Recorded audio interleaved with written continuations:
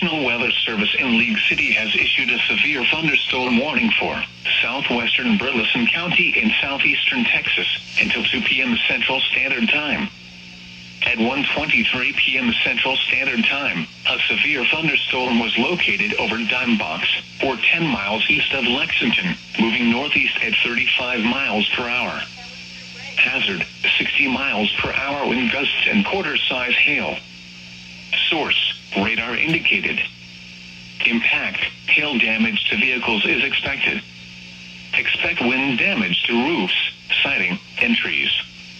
Locations impacted include Caldwell, Somerville, Lake Somerville State Park and Trailway, Lyons, and Deanville. For your protection, move to an interior room on the lowest floor of a building.